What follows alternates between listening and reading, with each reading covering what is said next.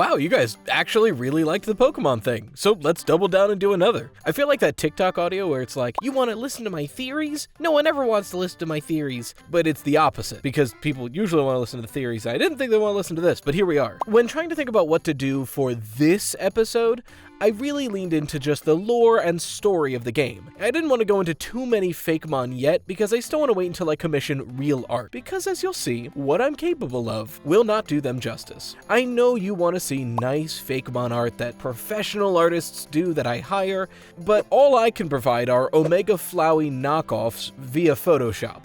And that's what I have in store for you. Don't worry, I'm not generating anything. I'd never stoop so low to do that. I'd rather make a monstrosity via Photoshop. But regardless, an important part of Pokemon games are the story themselves, what's going on as you complete the gym challenge, and what the evil people in the region are doing. Some of you already had a pretty good idea on what I'm going to talk about in the comments of the last episode, but no spoilers. I figured it best if I just kind of tell you the story of this perfect Pokemon game, and how the story changes as you progress. And who better to tell you this than the professor of the region? Meet Professor Hemlock, named after the PA state tree, the Eastern Hemlock. I see her as a field researcher, someone always out in nature looking at the local flora and Pokemon. Think Dina Soulsteeper from Magic the Gathering, but not a dryad. Just like a happy-go-lucky, nerdy, somewhat clumsy nature field researcher.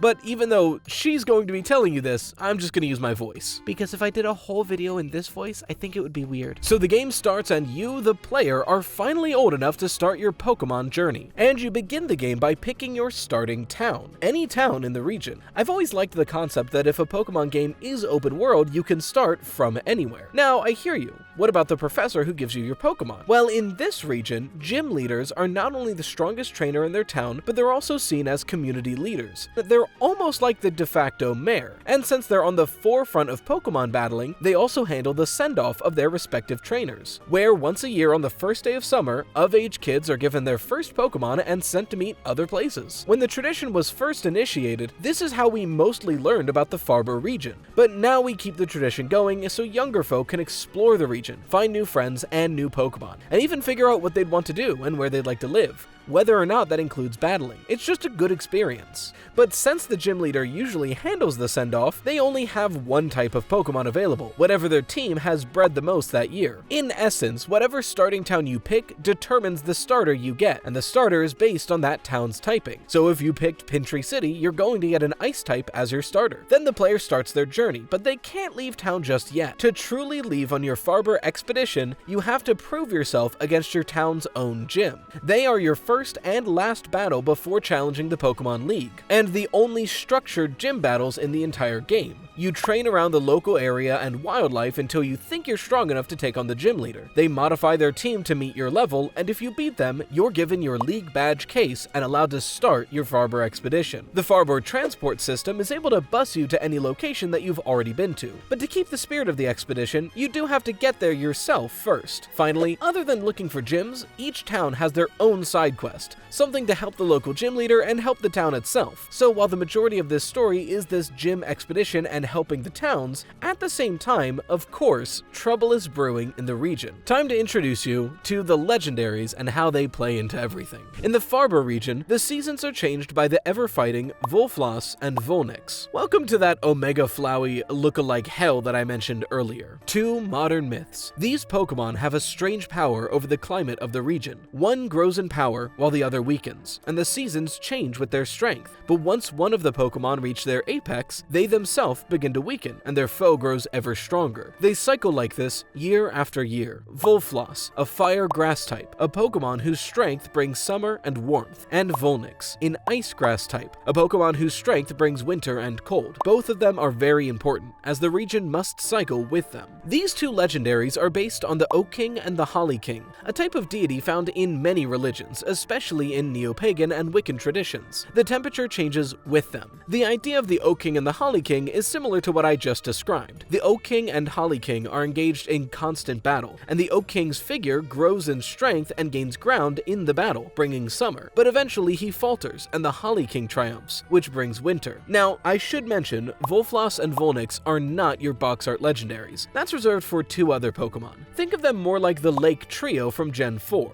As far as their actual designs go, because look, this is my best approximation in Photoshop, they wouldn't look like this in the actual game. Volflox and Volnyx are based off of red foxes and gray foxes respectively, types of animals that are all over PA. If there were real art of these guys, Volfloss would look like a stylized red fox with a crown of twigs, a cape of cardinal flowers, and green dragon leaves. And Volnyx would look like a stylized gray fox with a crown of ice and a cape of pine cones and pine needles. They'd be about the size of a dire wolf, similar in size in fact to the Sword and Shield legendaries. Now that that explanation is out of the way, what's the trouble brewing in this region? Well, it's the first day of summer and weather should be warming more and more, but for some reason, the weather has stagnated ever since late spring. News outlets have been looking into it, trying to see if it's a sort of natural evolution, but there's been no sign of either Volfloss or Volnyx in the region, who are usually causing trouble this time of year. Worry is growing amongst the region, as if the weather doesn't resolve soon, much of the wildlife could begin to wither. Trees and many other plants need the hot weather to regulate themselves, and if it stays this stagnated temperature, the crops, flora, and fauna would all suffer. Right now, the region is just hoping that this blows over and goes back to normal. In other news, oil tycoon Maltus Morum is closing in on a deal to sell acres of land behind Maloon City to further develop his drilling lands. You play the game as normal, but after collecting your third badge, more news erupts. Aimbridge Town reports worse and worse tremors in the region, leaving many townsfolk scared for their well-being and having trouble sleeping. All Gym League activity is temporarily put on pause until this is figured out, as the gym leader of Aimbridge Town is needed to solve this crisis. With nothing better to do and wanting to get back to your Gym League experience, you investigate the caves outside town, and you find some Morum Co. employees testing out a drill in the deepest section. They try to hide it, but you beat them in a Pokemon battle. But more Morum Co. employees show up, until Maltus Morum himself arrives at the scene with a news crew. The news crew begin pressing Maltus on why his company is drilling into the mountain, and he responds, "What is this? I told you boys to test these tools far away from any town. What if you hurt someone? And fighting this child? I'm horribly disappointed in you all." He then turns to the news crew. "To the people of the Farbor region, who I'm sure are worried, I apologize. It seems some people in my employ lacked the foresight to safeguard your trust, but ultimately, they're my men. This falls on me. You have my word that I will right this wrong, and to show good faith, I'll donate 10% of all profits this year to ecological safety causes." All of the Morum Co. employees are shuttled out of the caves. Everything goes back relatively to normal, and the Gym League resumes activity. Later, still in the game, when you visit Empia City for the first time, you meet Professor Hemlock, being thrown out of City Hall. You help pick up her things and talk to her, and you learn that they've been looking into the change in the weather, and while in the process found that it must be related to the missing legendaries. Volflox and Volnyx always change the season with them. If they're missing, the seasons won't change. But not only that, if the Morum Co. oil sale goes through, it could leak into the Vitavis River, threatening the entire region. They tried to bring these concerns up to the mayor of Empia City, but the mayor thought she was raving mad, and her ramblings could only hurt the economy. She resolves that she's still going to try to fight the best fight she can as a researcher, and in the meantime thanks you for hearing her out. They then give you a choice of 3 Pokemon. This is when you receive your traditional starter trio, already at its middle stage evolution. Near the end of the game, after collecting 7 gym badges, disaster strikes. The news comes on, warning everyone that the Maloon City oil fields leaked into the Vitavis River, and the whole waterfront is soaking oil towards Claymos Town. If that oil reaches the groundwater of those fields, all of the food for the region could be in jeopardy, not to mention all the affected Pokemon who live in that river along the way. The professors of the region are struggling to find a solution, and you decide to head to Morum Co. HQ, located just between Maloon City and Empia City, to see if you can help. Battling your way through the facility, you make it to the lab, where you find them, Volfloss and Volnyx, snarling at each other, held in opposite ends of a sealed room. You free them both, but in their anger, they fight you in a double battle. After winning, they've calmed down and escaped the laboratory. The region watches as they bark frantically along the river. The seasons begin to sweep, but it's not enough. However, their barks are not just to the land. Their barks are up and around, to the other legendaries of the region. The sun flares, and the ground begins to shake, and 2 legendaries, the box arts, emerge. Solvern and Untelis. Welcome to more Omega Flowey Photoshop Hellville. These are your your big box art legendaries, both of them based after the triune god and goddess in some forms of neopaganism. Essentially, they're manifestations of their respective elements, the god being air and fire, and the goddess being earth and water. So let's go over these Pokemon, starting with Solvern. Now, a lot of inspiration for this Pokemon was taken by the fact that there's a match made in heaven in lore's sake. Often, the god is drawn or interpreted as a horned god, many folk using deer antlers as inspiration. And the Pennsylvania state animal is the white-tailed deer, a deer that I see at least once a week in the suburbs. So this is the design I cooked up, but it's not quite this. My actual design idea would be a cryptid version of a Pegasus. Instead of a horse and eagle,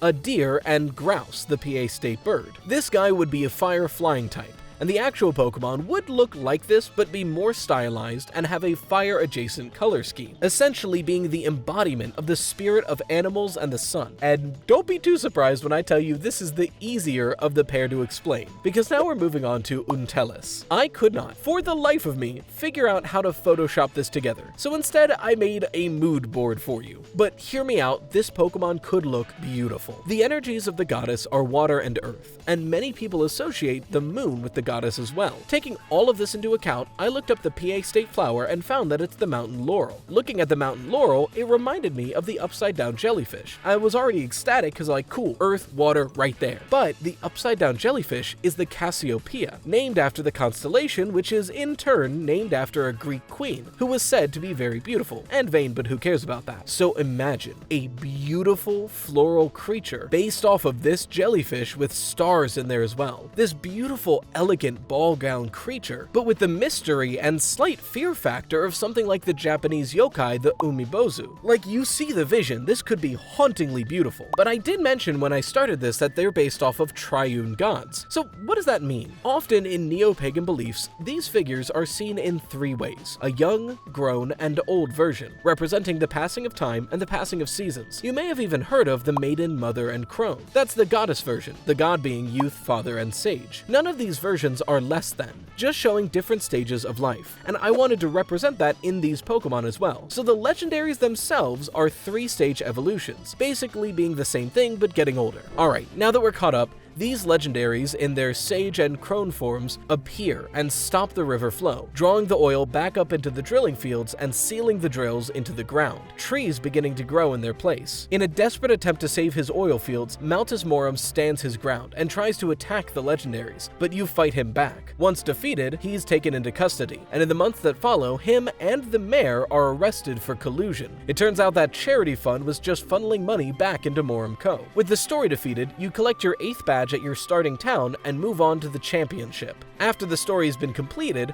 all 4 legendaries can be found roaming throughout the region, but the 2 box arts can only be found in their first evolutionary stage, the youth and the maiden. And that's the story of my perfect region. It's more so leaning into the Wiccan aspects of me, but I think it's a match made in heaven. When thinking about the themes of nature and protectionism that are inherent within Wicca and neo-paganism, linking that to the terrible state of fracking in Pennsylvania. The idea that solving all of this could be possible is what fantasy games are for, in my opinion, imagining a better world. And for anyone wondering, yes, the Dark-type Elite Four member is someone who was employed with Maltus Morum. Think like the Gen 6 Elite Four that had that evil team member in it. Was that Gen 6? I don't remember. But I hope you like it. Now that I know people actually give a shit about this series, I'll definitely be working with some artists to get some Fakemon designs out next, because I guess the next part of this series is to talk about the starters, the starting town Pokemon, and some other various Pokemon filled throughout. But we might need to wait a bit for that video, because that'll be a lot of art to commission. In the meantime, if this is your first video you're watching, you should probably go watch part 1 to get a better idea on the region itself. But until next time, as always, you've been watching Ride Toost. Of all the YouTube channels, it's the second one. Stay toasty, slices.